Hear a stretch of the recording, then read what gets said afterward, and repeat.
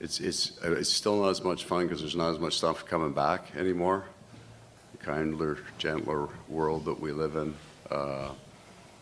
I just like his enthusiasm for the game. The older players have such a different perspective. They just love coming to the rink for practice. They love all parts of the game because it's not going to last forever for them. It's been a fun series, been an interesting series so far. We will see what happens tonight. The Toronto Maple Leafs won the first 2 games of the series. The Panthers have come back to tie it up, so we'll see where things go from here. Puck drops 7 o'clock tonight, I believe. Hoping for a Panthers win, and we'll see where things go from there. Well, we appreciate you joining us here on Florida Live this afternoon. We hope you join us every day, 2 o'clock, right here on Fox Local and on YouTube. For now, we will go ahead and wrap things up. Thanks for joining us here on this Wednesday afternoon.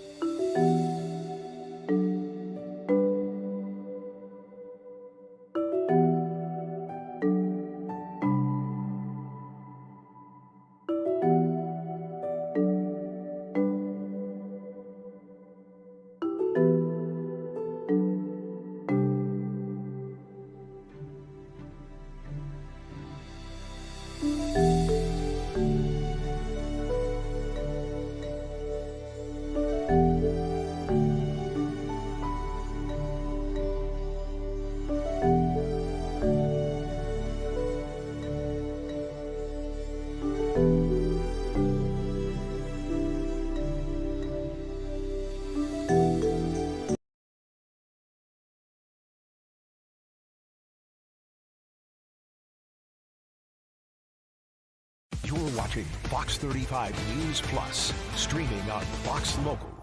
Good afternoon to you. Welcome into Fox 35 News Plus. I'm Garrett Wymer, and thanks for joining us on this Wednesday afternoon, live on Fox Local, fox35orlando.com, and also on YouTube. It is 4 o'clock, and that means it's time for today's Top 4 at 4, where we break down 4 of the big stories that we're keeping a close eye on in the Fox 35 newsroom today.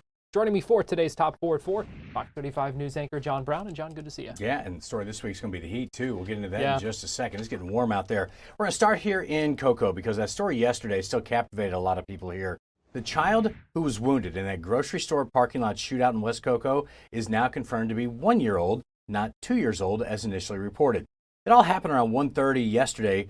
3 men jumped out of a black Mercedes and opened fire on another man and a woman who were pushing that stroller. Now, the man who was pushing the stroller now identified as a 17-year-old boy. Again, he was with the woman pushing the stroller. When the gunfire rang out, the woman jumped out of the way. The other man ran out of the way. He had a gun as well. And then the child in the stroller was left there in the middle. That's how the child got shot. So the child was taken to the hospital, got shot in the pelvis, so underwent surgery. Doctors say she's expected to survive 50 rounds in such a short period of time in that small parking lot with all those people around. And the sheriff yesterday said it's shocking no one else was hit. Now, these are the suspects they're still looking for. The 17-year-old, by the way, is also facing some charges now because he had a gun. And these are the suspects who they're looking for. Still have not been able to find these guys. Black Mercedes is all they have, but the sheriff also thinks they knew each other. This doesn't seem to be a random shooting here. It seems to be more targeted. So there's the car. Those are the 3 suspects they're looking for. And as you can see right there in that picture, there are a lot of witnesses as well. 50 shots. It's unbelievable. Nothing, no one else got hit in this, just the baby. 50 shots in the middle of the afternoon as well. Now, I know Fox 35's Matt Trezza spoke with that child's grandmother today. Here's a little bit of what she said. My grandbaby was in the wrong place at the wrong time. She just turned 1. Like, it didn't have nothing to do with her. I don't understand why they was out here shooting. Like, I'm still in shock, to be honest. Of course. Where were you when this all happened? I was working yesterday. How did you find out about it? My husband called me on the phone and told me what happened, and I literally almost fell off the roof. I was working on the roof, and I passed out on the roof. I'm so sorry. Yeah. So how is she doing right now, as far as you know? She's doing great. She's in a lot of pain, but she wanted us to hold her, but we can't hold her because they got, because she had to get surgery on her stomach and stuff, so we can't pick her up for a few days.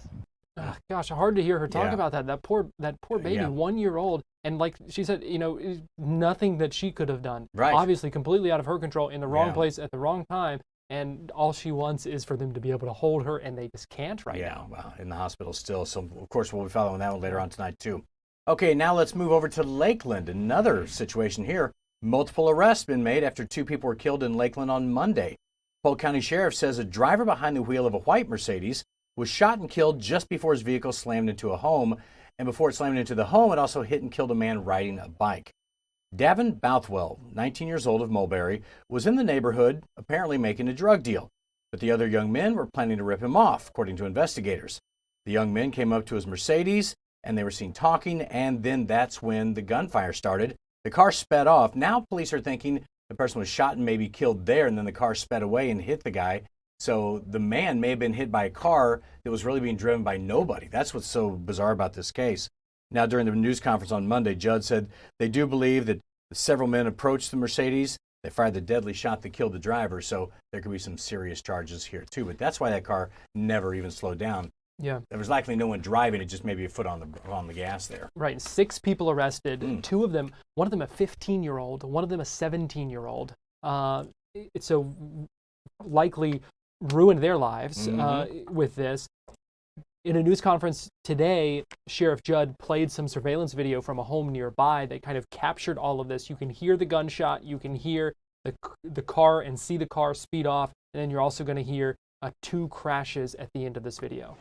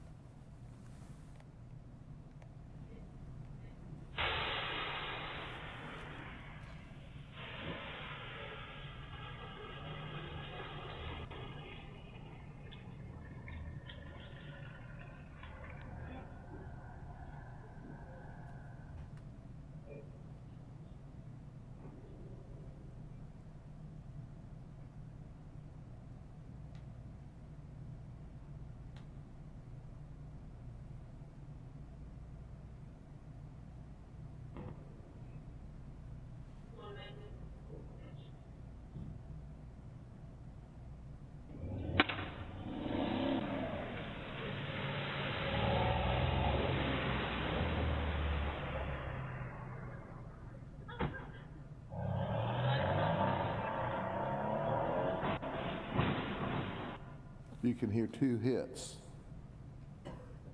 You can hear when he hits the or the bicycle, the electric bicycle, and then hits the house. And he pushes him into the house and underneath the car.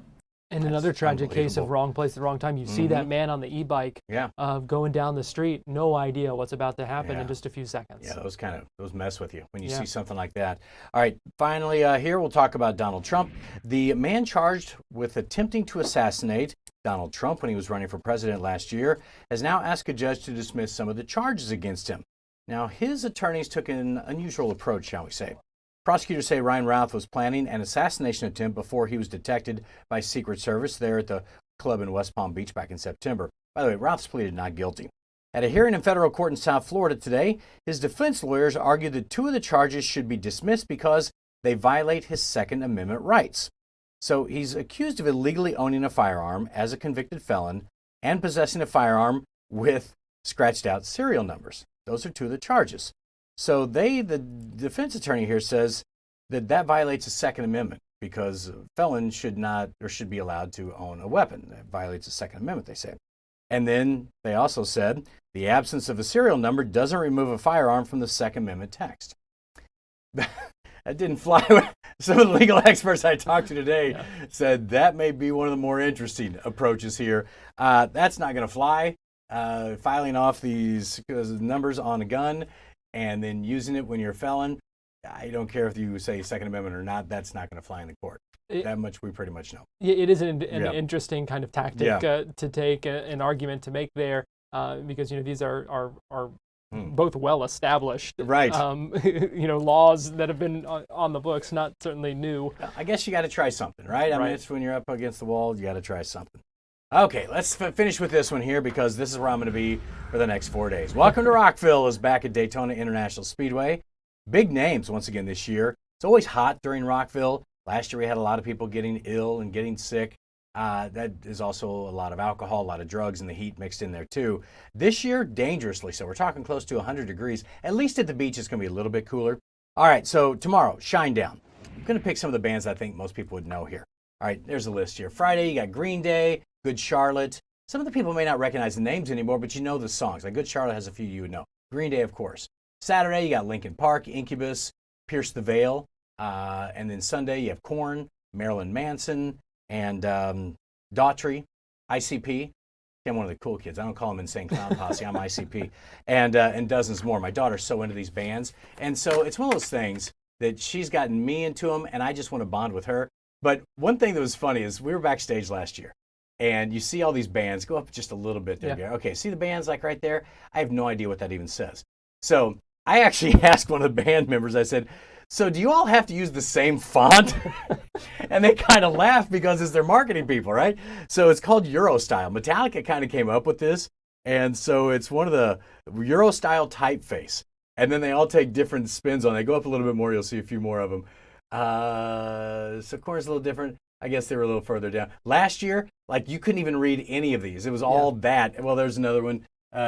Kill Switch Engage. There's just kind of that Witchcraft down below. So if you want to have a rock band, the first thing you got to do, I found out when talking to the rock bands, Euro style typeface. Before you even figure out the name, you just have to know the font. Before you even get a guitar player, you got to have the font down, so at least that's all settled. But this is going to be 200,000 people. Yeah. And I just found out my daughter's camping over there. I was going to go with her. Now I don't know what I'm going to do. I'll be wandering around like an old man by myself, and she'll be over there hanging with the cool kids. So anyway. Right. Who is your daughter most excited to see? She likes ICP. She has seen Pierce the Veil before. She wants to see Korn. Of course, Korn, this is like the only one, this first one they've done since their lead singer. So they have a new lead singer here. So a lot of people watching for that. And some of the other bands, I think Green Day, this is the only one in the Southeast this year. So, I mean, there's... Linkin Park with a brand new lead singer. I'm sorry, Linkin Park, that's what I meant. So, I mean, there's some... Not only is it a cool thing for us to watch, but for people in the rock industry, like even on Sirius XM, they have a whole station dedicated to this. You'll hear live concerts all day, but Linkin Park is getting a lot of attention for this. And then Green Day as well, because they haven't toured in quite some time. Yeah. But being backstage with these guys, it's just so funny because, they start off as maybe grungy, but backstage, they're back there sipping the wine, talking about their stock investment portfolio. And it's just funny to see them away from the stage. And I helped one of the guys get to the stage last year. He was lost. Dave Grohl's lost. I'm like, you got to go that way. And, but it just shows, I mean, they're just guys. This is their job. And they're really, really good at it. But you get them away from that, and it's, they'll talk. It was just fun. It was a good time to hang out with a lot of these guys. Well, and it's really cool that, this is like the premier, like, hard rock festival it is. In the country. Yeah, and for it to be right here, so close to our backyard here is really neat. Yeah, and it's all day long. Yeah. So hydrate. You're going to need to. We'll talk with Laurel about that here in just a couple of minutes. Eat the turkey leg. It has protein and salt. Yeah, good advice. Mm-hmm. All right. Fox 35 news anchor John Brown, we appreciate you joining us. That is our top 4 at 4. We're going to take a quick break, and we will be right back.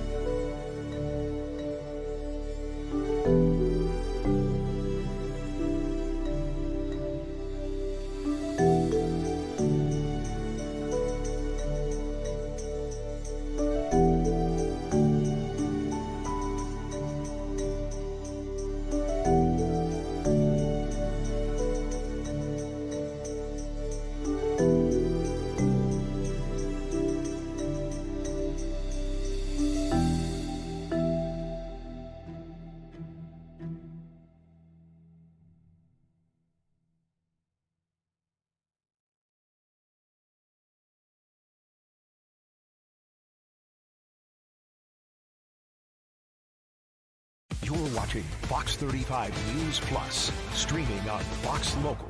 Well, Fox 35 Storm Team meteorologist Laurel Blanchard joins me now. And Laurel, we are gearing up for is it fair to call it a heat wave?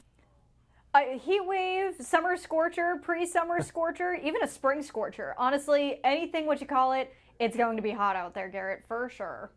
Yeah, it's something we're going to have to get used to, because we're heading right back to that hot and that dry pattern as well, after we've seen quite a bit of rain over the last little bit. Yeah, we were in a very unsettled pattern basically all up through Monday. Yesterday we saw a couple of showers out there, and now we are really starting to see a heat dome really just take precedence over the Gulf. And this is what's going to be affecting us here in Florida, because not only is it going to be hot, it is going to be humid as well. Taking a look outside, I took a walk earlier on today with my dog, and I was sweating even after just 20-30 minutes. So it is hot out there. So a couple main takeaways when we get to the forecast: make sure you're staying hydrated and make sure you are giving yourself a break from the heat as we head through the next couple of days. 83 degrees right there right now in Daytona Beach. Lots of people enjoying the warm weather, and honestly, I wish I was out there too, because this heat is going to be brutal the next couple of days. As we head through the rest of the evening into the overnight tonight, temperatures still going to be staying mild. We're only going to see those temperatures lingering throughout the upper 60s and low 70s, so it is going to be even still warm through the overnights, which means it's already going to be pretty toasty out there as you're getting ready for your morning commute on Thursday. So the heat is going to build in. We are really going to see those temperatures flirting with triple digits. That's crazy for this time in May. We're going to be seeing those temperatures continuing to warm up as we head through the next couple of days. Tomorrow, temperature is going to be in the mid-90s, same as we round out the work week on Friday, and then things really start to scorch. We are going to be seeing those temperatures back up into the upper 90s as we even take a look to the start of the next work week. Garrett, what's your favorite thing to do out in the heat? Well, I think the beach and the pool are my top options, because then I can cool off. And you're really going to need to be near some source of water or have a way to cool off when you're talking about 97 this weekend. Yeah, no, I completely agree. I'm personally a pool person, but also getting ice cream is another one of my favorites. But you might need to eat that ice cream very quickly as well. Not only is it going to be hot, it is going to be dry the next couple of days as well. And even though we did get a good amount of rain earlier on this week and this past weekend, it is still very dry out there. We are still seeing those extreme drought conditions in areas across Daytona Beach and all across Polk County as well, even moving into parts of Marion, Lake, and Sumter counties. We are still seeing those very deep red extreme drought conditions across the region. So even though we did get some of that much needed rain, we still need some of that more rain, because we haven't had rain in quite literally about 3 months until we actually got to this past weekend. So we were really seeing those dry conditions all across central Florida. And now that we're starting to see the heat build back in, I think we are slowly going to start to see these drought conditions get worse, even though we did get that much needed rain over the past weekend. Kind of like what we had talked about before, but to just a greater extent this time, kind of one step forward, 2 steps back when it comes to those drought conditions. Yeah, and especially with no rain and the extreme heat that we're going to be feeling, those drought conditions are going to be feeling significantly worse, especially because we're not even going to be looking at any chance of rain at least for the next 7 days. So we are pretty much dry, bone dry, as well as just seeing that scorching heat. Things are going to be drying out a lot faster than what people think. Yeah, and we're already facing pretty significant deficits, like you had talked about. Not great. Yeah, not great at all, and especially because we are going to be seeing a big weekend with Welcome to Rockville coming in. We are going to be seeing those hot conditions all week long. Thursday, we're seeing those temperatures throughout the low 90s, continuing to make our way up into the mid 90s as we take a look at Saturday and Sunday. So it is going to be hot out there for sure. So just make sure you are taking the proper precautions if you are headed to Welcome to Rockville, because things are really going to be hot the next couple of days. So I hope you're prepared for that. Laurel, I'm going to embarrass myself here for a second. Let's show the bands. So we don't want to let the weather be a bad omen, because we know the sun is going to be shining down and it's not going to be much of a green day because the grass is going to be brown because of the dry and hot weather. So now give us some tips here to stay safe in all that heat, so that the weather doesn't have to be a bad omen and we can prevail. Hey, well done. Thank Done. you. That was pretty good, I have to say. That was Thank probably you. the best I appreciate forecast I could have given on that one. Over the next couple of days, though, if you are planning on heading to Rockville, it is going to be hot out there. So the biggest tip that I have for you is make sure you are staying hydrated. And Welcome to Rockville put out there on its website that they are allowing plastic water bottles emptied as you're entering, because they're going to be having a lot of refill stations all across the area of the main stages, in the hangout areas. There's going to be plenty of things that you can do in order to fill up your water bottle. And because of the extreme heat last year as well, they're also allowing empty camelbacks, those backpacks that have that water pouch on the inside so you can stay hydrated. If those are empty, they will allow you to enter with those as well. Couple of tips as well for more of clothing aspects. Make sure you're wearing a hat. That sun is going to be strong. We are looking at a UV index of 8 and 9 and even 10, very close to 10 as we take a look, especially towards the weekend. So make sure you're wearing a hat. Make sure you have some very light clothing, not only just in color, but also in weight as well. If you wear that heavier clothing, that's going to allow you to sweat even more, which means you definitely have to hydrate more as well. Also, just making sure I burn like a crisp, especially if I'm in the sun and especially if I'm headed out to Rockville. It is going to be a scorcher. That sun is going to be extremely powerful. So make sure you do have plenty of sunscreen and you are reapplying it every hour, 2 hours at max, because again, that sun is going to be extremely strong. And there's also going to be AC and fan cooled areas, especially in the grandstands, according to the website as well. So if you do feel yourself getting a little bit of that heat exhaustion, find one of those areas or get yourself inside to kind of just cool down, hydrate, and making sure you're okay in order to enjoy the rest of the concert. Because Garrett, this is a lineup for sure. It is, and you want to take those precautions. You don't want to be pretty reckless. You want to be very careful. Keeping it going. I mean, that's probably all the puns I could think of, although our associate producer in here did call me corny. So, we're just full of the puns. But a lot of good advice there, and yeah, you got to hydrate out there for a lot of reasons, but that heat is certainly not going to be doing you folks out there any favors. Hey, that was a good run though, Garrett. That was very punny of you. But yes, we are going to be seeing those temperatures continuing to sizzle, not just through Rockville, but even as we take a look ahead further into next week. Take a look. We're seeing those temperatures sizzling through the weekend. And then even as we take a look Monday, Tuesday, and Wednesday, we're not getting any relief from the heat. So we are seeing a string of 90-degree temperatures pretty much for the next 7 days and beyond because of this heat dome that's just sitting over the Gulf. This is just what's going to keep those temperatures sizzling and that sunshine strong for the next 7 days. So again, can't stress this enough, making sure you're staying hydrated and making sure you're reapplying that sunscreen whenever you can. All right, Fox 35 Storm Team meteorologist Laurel Blanchard, we appreciate you joining us and for also putting up with all of my terrible rock band puns. Again, very punny. I loved it. Good job. All right. Well, at least one person appreciated it. We're going to take a break here on Fox 35 News Plus, and we'll be right back.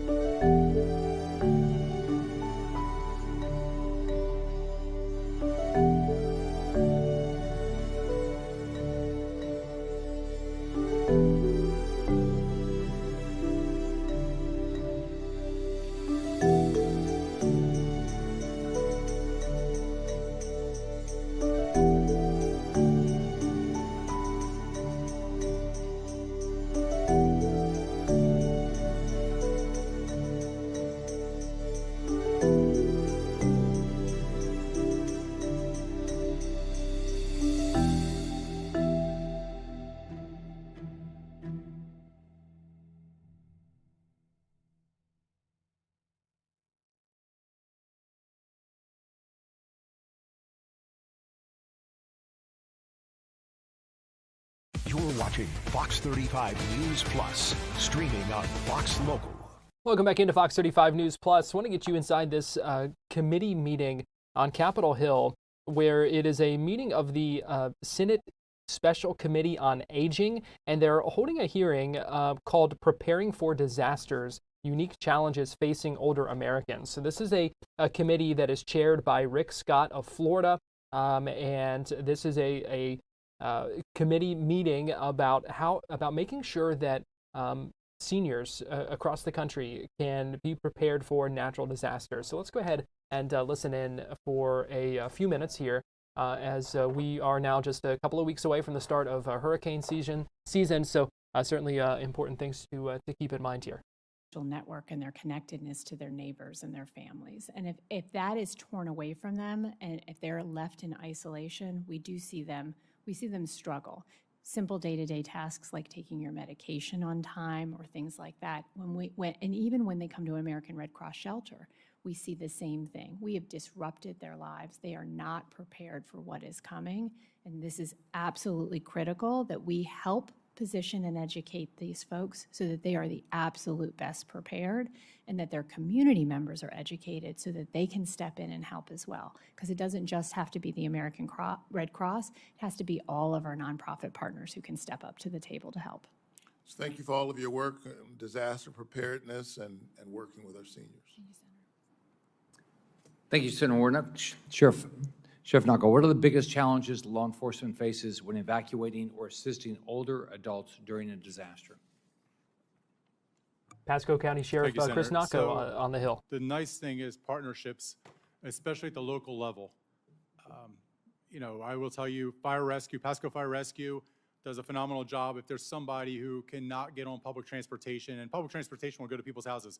So when you're talking about emergency situations, you're talking about preparedness. The local government is the heart of where it happens at. We're blessed to have partners like the Red Cross and everybody to come in, but your local government is the one that really does it because we know the community. We know what's going on. So, when there's people that want to be evacuated, we go, Fire Rescue will go out there, or if they can walk and they can move on their own, then Pasco Public Transportation. The thing for law enforcement is that we go into security neighborhoods, we'll make sure it's safe, because that's the other thing that, especially we see that with our senior population, they are so scared to leave because they think people are going to break into their houses. And so that is something that, from our standpoint, from law enforcement, we start shifting our deputies to start working what we refer to as Alpha Bravo, which is 12-hour shifts, because we understand a big part of evacuations, a big part of leaving is that peace of mind that their house is going to be safe. Another great lesson learned is especially, our populations is to turn your power off when you leave that house. But I can't stress enough, we talk up here, and I appreciate from a federal standpoint, how can you help? The biggest thing from us is that we emphasize that emergency management starts at the local level. We know where places are, we know where people need help, and we can speak to them from a common language because we live there. And I will tell you from an example of recovery, of search and rescue, where when you bring in federal partners, they're great to have, but at the same time, they don't know our community. And so the National Guard was deploying on their vehicles, going out to different areas, and we were telling them, you need us in the trucks with you, because if we don't ride with you, we can't tell you where the low-lying areas are, where the flooding areas are. So I can't emphasize that enough. As you talk about emergency management, as you talk about federal assistance and federal help, and how can the federal government assist us, it's by supporting the local government, because we know what we're doing, we've done it enough, and we know our communities. So can you give me an example of how local partnerships, for example, churches or veterans groups or community centers, help protect seniors during a storm? Senator, that's a great point when you talk about the partnerships, especially with the faith-based community. We always talk about the word trust. They trust a deputy. They trust us to go out there when we tell them it's time to evacuate. They'll trust Fire Rescue. They'll especially trust their church, the members of their church, to say, shelter here. If we want to look in for the future about where we can spend federal resources, it's strengthening shelters, the schools, but even the churches, because the churches can make great shelters. They just need generators, they need hurricane impact windows, they just need to be built up a little bit. But you want to talk about the trust that they will say, I will leave my house because I trust the law enforcement will protect it, but I trust my church. I'm a part of my church, and you know what? They're going to get support Because that is a heartbreaking story when you hear that somebody's in a shelter and their family lives down the street, but they're not going to have them. Well, the other part of their family is their church. And if they are there with their church, or there with their synagogue, they're there with people that they trust, that's going to allow them to leave, because it's almost like a community meeting together, and they're going to support each other, they're going to love on each other, they're going to help each other through this disaster. So when we've opened up shelters in Florida, has it been successful to have the National Guard there on top of local law enforcement and the Red Cross and others? Yes, Senator, the more we can bring resources into those shelters, the better off we are. The National Guard is even more successful when they're deployed with us, because we put deputies in the shelters. I will tell you, those shelters turn into little cities. The Pasco School District does a great job feeding them, housing them. Law enforcement's there to protect them. Fire Rescue started this program where they stay in there too, so they have medical assistance. And when the Red Cross and everybody's there to support them, it's great because it builds that community. And so it's a great point. The National Guard, we thank them for their services coming down to assist us when the storms occur. We love it when they're more flexible, because sometimes, and this becomes a bureaucratic issue, their mission, if their mission changes, it becomes a whole storyline to try to get them to help you to do something, because they have to change their mission. You talk about one of the things that beyond, and I know it's not on this committee, but this affects Pasco County Sheriff Chris Nacco among those testifying on Capitol Hill right now about readiness for natural disasters when it comes to seniors. And again, we are just a couple of weeks away now from the start of hurricane season, June 1st, so it is coming quickly. We're going to take a break here on Fox 35 News Plus, but we'll be right back.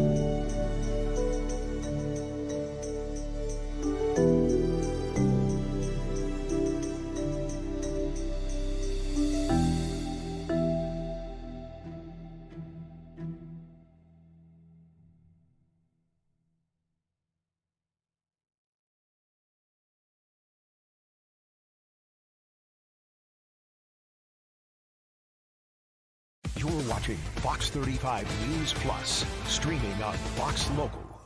Welcome back into Fox 35 News Plus. We know ICE agents are still searching for a couple dozen people who they say took off during a raid in Wildwood yesterday.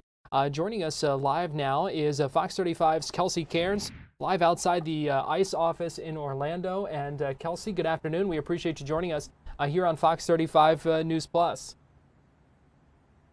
Thank you so much for having me, Garrett. Yeah, we were out there earlier today in the villages, just really trying to garner reaction to all of those ICE raids we saw break out yesterday. Now, I spoke with officials with Homeland Security Investigations Office. They're located over in Tampa, and they explained to me that this was an all-out operation. So you had FHP that was blocking off roadways, but also you had officials going door to door, lot by lot in a construction site into a developed and underdeveloped neighborhood, if you will, in the Villages. It's one of those many neighborhoods we are seeing under construction in that vicinity of Central Florida. Now, I am told by immigration officials they interviewed around 360 some people yesterday, and of all those people they interviewed, they had 33 arrests, with 4 of those arrests with people that were previously deported, they say. Now, we don't have any information about any names involved in those arrests. And also,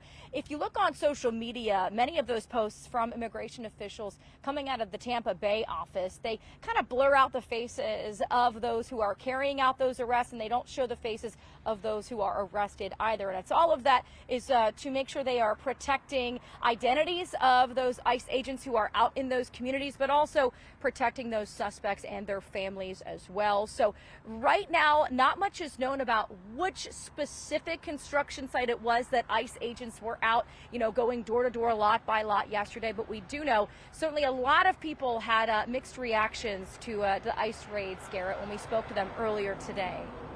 Yeah, I'm curious, some of what you heard from folks. Yeah, so, a really mixed bag. You've got some people from the Villages who are very much in support of ICE going out in their community. But also on one hand, I spoke with another person. She explained to me that, construction has been in her family for generations.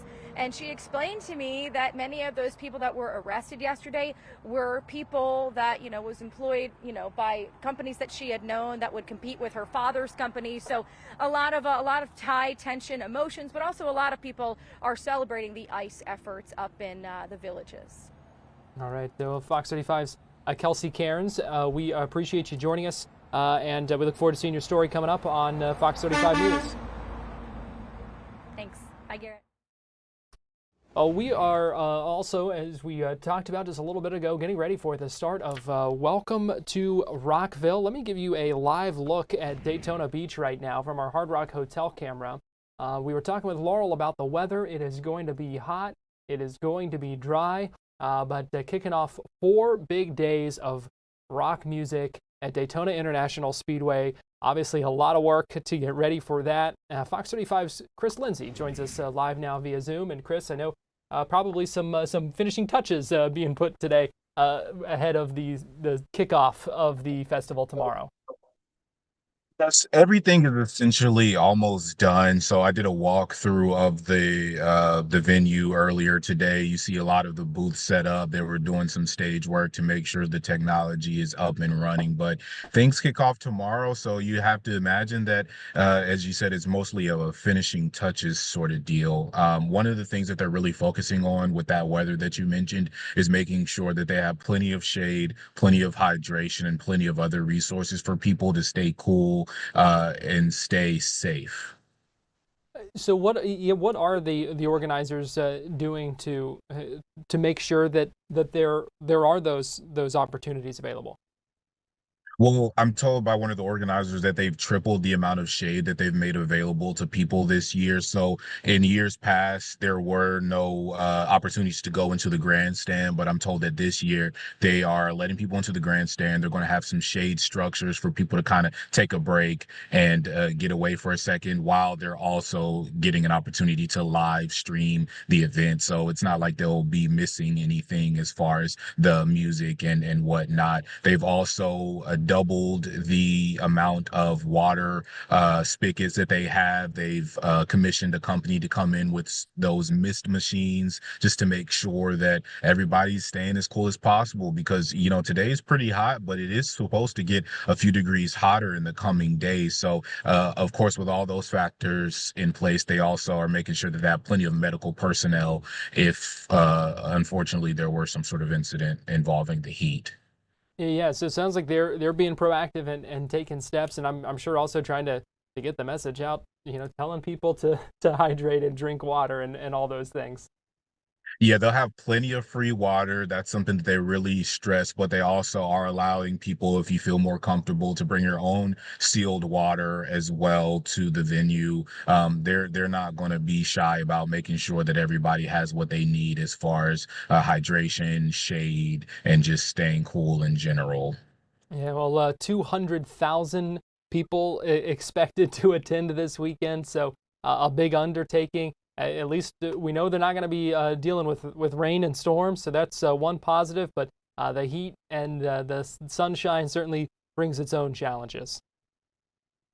Certainly, they tell me that every year they have a certain challenge or a certain area for improvement. In years past, we've seen the rain kind of put a damper on things where you have to make adjustments to that. This year, it looks like the heat is going to play a huge role. So they're kind of tinkering with everything. And then hopefully, once they continue to get the ball rolling year after year, they'll have years past where they're able to look to and say, okay, we did that. Let's do that again this year. And then it'll be smooth sailing from there on out. All right. Well, Fox 35's Chris Lindsay, we appreciate you joining us this afternoon here on Fox 35 News Plus. Thank you. We are going to take a break, and we'll be right back.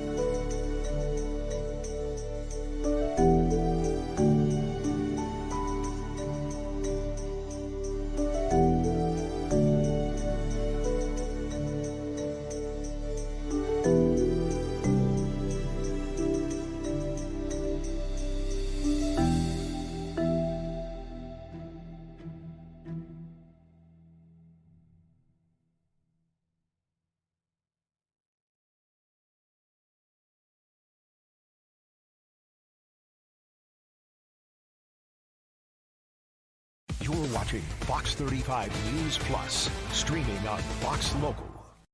Several members of Florida members of the U.S. Congress spoke on the floor of the U.S. House this afternoon and referenced the shooting last month on the campus of Florida State University in Tallahassee.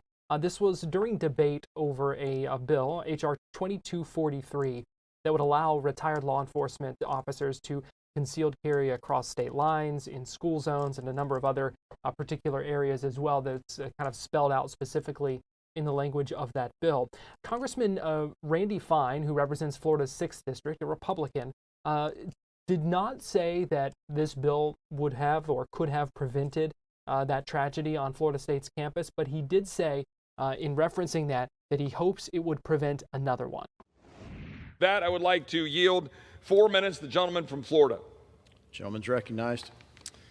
Thank you, Mr. Speaker, and thank you for the opportunity to speak today. 4 minutes, I think, will turn out to be an appropriate amount of time because my colleague on the other side talked about the nature of things being deadly, and I'd like to talk about that. On April 17th, less than 1 month ago at 11:56 in the morning, a shooter carrying a gun walked onto the campus at Florida State University and began to shoot students and adults.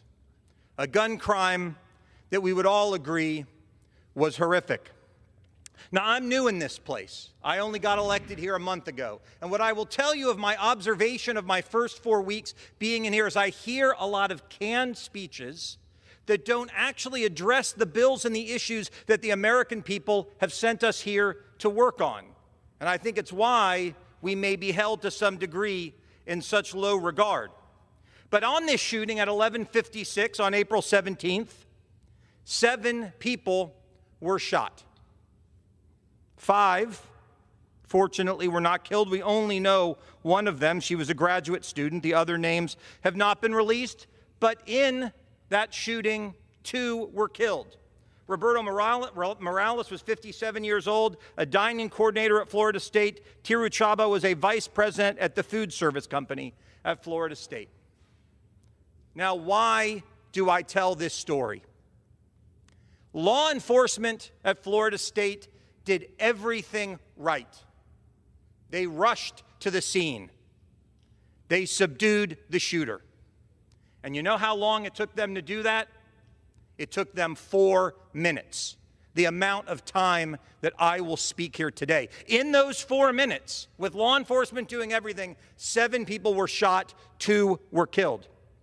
Now, H.R. 2243 would say that if any one of them was a retired or an off-duty law enforcement officer, they could have protected themselves. Because the fact of the matter is, when these horrific things happen, it will take law enforcement time to get there. And the only way for you to defend yourself is for you to do it. Now, I'm not saying that had that bill been passed, these 7 people wouldn't have been shot. Because I don't know that there was a retired law enforcement officer there. I don't know that any of these people were that. But I know that when shooters consider the places that they are going to go, one of the things they think about is what might be the response. And when we tell people who've spent their entire careers, who are trained, not just anyone, but someone who for their entire career gave themselves selflessly to protect us all, when we tell that person, because you're off duty or you're retired, all of that training, all of that service is no longer useful, we needlessly put people at risk. I don't want another shooting like we had at Florida State. And God forbid if there ever is another one, I want people there to respond. I am grateful to the law enforcement officers who took longer to get there than my speech will take. But I worry about what will happen next time. I thank Representative Bacon for bringing this bill forward, Representative Roy for giving me the opportunity to speak. We were told we should stand up for our citizens in this process, and when we stand up to keep them safe, that is exactly what we are doing. Thank you, Mr. Speaker. And it was just moments after that we heard a response from Congressman Maxwell Frost, a Democrat from Florida's 10th District. You know, I think it's really interesting. One of my colleagues from Florida just brought up a terrible mass shooting that happened at Florida State University. Which is horrible, and this is part of the reason I ran for Congress, is to end gun violence. But he brought up this shooting. I thought it was interesting because he left out one of the most important parts. He brought up that he never wants to see one of these shootings happen again, but he left out how the shooter got his gun. And the shooter got his gun from his stepmother, and it was a retired service weapon that was not kept in a safe way. He stole the gun, retired service weapon, from his mother, and then he went to Florida State University and murdered 2 people and wounded 6 others. And I bet you that that same gentleman who talked about that shooting is going to vote yes later on H.R. 2255, which I deeply oppose. Just a month later, after this former service weapon was used to carry out a mass shooting and kill people at Florida State University, Republicans here in Congress are pushing the Federal Law Enforcement Service Weapon Purchase Act, which would flood the gun market with even more former service weapons without any additional precautions. 0 safe storage, 0 background checks. In every state, a police officer would be able to purchase an older gun from their department at a discounted price. House Republicans would not even consider my amendment to encourage caution by letting people hold law enforcement agencies accountable with what's done with the weapon. The United States already has the highest number of mass shootings in the world. and gun violence is the leading cause of death for children in this country. So I'm glad that one of my Republican colleagues from Florida wants to make sure that these shootings don't happen again. Let's start by ensuring that we block this bill, H.R. 2255, so that way the police officers don't even have to respond to a mass shooting in the first place. I'm done with talking about how we're going to handle these things after they happen. Let's talk about how we're going to prevent these shootings from happening in the first place. Thank you, and I yield back. We're going to take a break here on Fox 35 News Plus, but we'll be right back.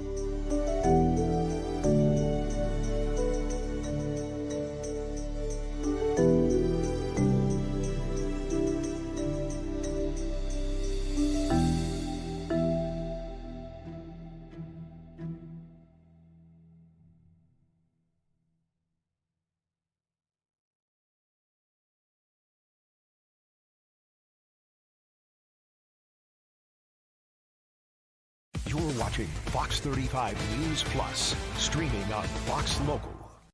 Dozens of snakes were released into the wild in North Florida, and their goal is to eat other invasive snakes. So the ones that were released into the wild were raised, we learned, in Lake County. And there is a reason for all of this. Fox 35's Randy Hildreth spoke with a field biologist who talked about why this is so important and why this process works the way it does. This is an eastern indigo snake. It is an adult male, and it is used for education here at the Orion Center for Indigo Conservation. Perfect. If you could walk me back to Walk Me Forward, and we started talking about it in there, the conservation efforts that you all have with the indigo snake, how long have you been doing that? Yeah, so the reintroduction program for the eastern indigo snake has been going on in the southeast since 2010. It started in Alabama, in southern Alabama in 2010, where they started releasing indigo snakes there. And in 2017, we started reintroducing them into the panhandle of Florida. And then a little bit about what that process entails and how you all factor into all of that. Here at the Orion Center for Indigo Conservation, we use adult indigo snakes, breed them for egg laying, and then we raise their offspring and release those offspring back into the wild in areas where they're no longer found. If you could talk about the impact of not having those snakes in the environment and how that has changed the ecosystem, and then now that they're being reintroduced and kind of balancing things out, I imagine. So obviously an eastern indigo snake is a large natural predator for a lot of animals in the areas where they live. So they help balance the ecosystem. They eat anything that moves in front of them pretty much, including birds, small rodents, even other snakes, including venomous snakes. So they help to balance the ecosystems. So without the indigo snake in the environment and those ecosystems, it completely throws it off balance. So we're working to help balance that ecosystem back out by reintroducing the eastern indigo snake. I know that, and I think it said in the press release, when you go back to release snakes, you can sometimes see some of the snakes that you guys used to raise. It's like, hey, how you doing? You looking good. But talk about when you go back and see some of the snakes that you raised, the success, the strength, the size of the snakes that are now out in the wild. Yeah, we release 2-year-old snakes back into the environment. And so my job is actually to go out and look for the snakes once they've been released. So we walk miles and miles looking for those animals. We monitor the health of the animals and also look for potential offspring. So in 2023, we found 2 hatchling eastern indigo snakes that were produced by animals that we released there on site. And so that actually helps to tell us that those animals are surviving, that they're finding each other, they're reproducing successfully, and potentially going to form a self-sustaining population in the future. How do you track them? Like, are they tagged or? They just have microchips in them. So what you would see in a cat or a dog, they're called PIT tags, passive integrated transponders. And so when you come across an eastern indigo snake in those areas where we've released them, we capture them by hand and then we scan them to get that microchip number off of them. That's how we can identify them. I know that, and we were just talking about this, how it balances the ecosystem. I understand from a science perspective, but I also try to make it even more plain for people who are like, okay, that's cute, but how does that impact me? So when we talk about the importance of making sure that the ecosystem is balanced, and I know it's a delicate balance, what does that mean for somebody who's watching at home? Like, okay, well, why should I care? Yeah, so obviously everything in nature is connected in some way or another. And when you have an animal that is eating a lot of those smaller animals or animals that could possibly start to become more abundant, that helps to maintain that ecosystem. So anything that is going to be removed from that natural system is going to end up impacting the ecosystem in a negative way. So these guys live amongst gopher tortoises, so they use gopher tortoise burrows along with hundreds of other species. And so that fragile ecosystem, those longleaf pine, sandhill, upland ecosystems can be easily disrupted by anything being added or removed that's not supposed to be. Just double check my questions. I think you talked about how it's been successful. Describe the program work. Oh, what happened to them? So they suffered decline mainly due to habitat destruction and fragmentation. So the areas where they live tend to be areas where subdivisions go in, or roads, shopping centers, things like that. And unfortunately, the loss of the gopher tortoise in those ecosystems ended up resulting in the loss of a lot of other species that go with it, like the eastern indigo snake. Now, not a lot of people care for snakes the way that we do. So, people see a snake in their yard, especially a large snake like this, and they might be a little bit fearful. So obviously persecution by landowners and stuff impacted their survival as well, or can impact their survival. 2 more questions for me. To that point, if you could just reiterate, if you see something like this in your yard, it's not going to hurt you. If you could just explain that they're not venomous. Yeah, this is a non-venomous snake. They are harmless. So if you see them in your yard, it's best to just leave them alone. There is also a way that you can report indigo snake sightings that help scientists and researchers monitor the overall well-being of the populations in the areas where they're found. It's raresnakesightings.com. It's run by FWC. So if you see an indigo snake in your yard, it's best to leave it alone. They are protected, so it is actually against the law to harm them or harass them in any way. And just let them go about their way and do their thing. Most likely they won't be there for very long anyways. And then the last thing, are you looking at expansion? So I know sometimes programs grow over time, especially since you guys have seen success in the last few years. What's next?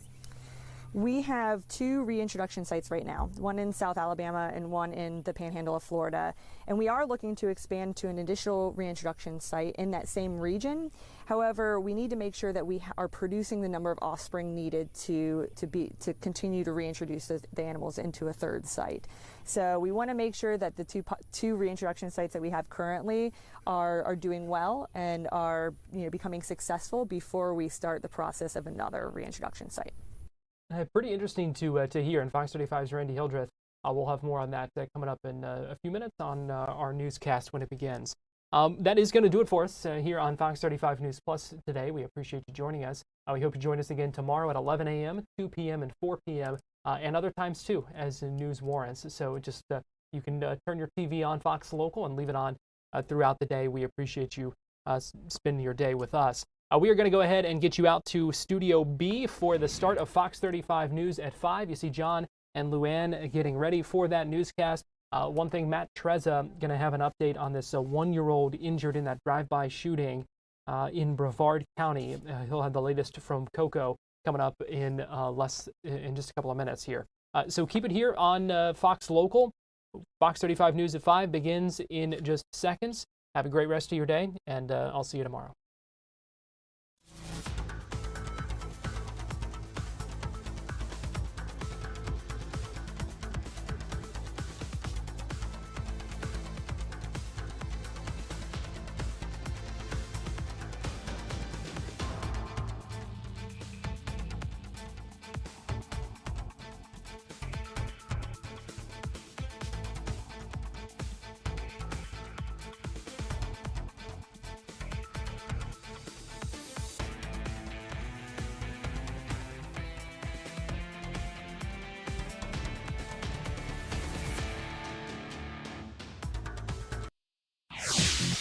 My grandbaby was in the wrong place at the wrong time. She just turned 1. A grandmother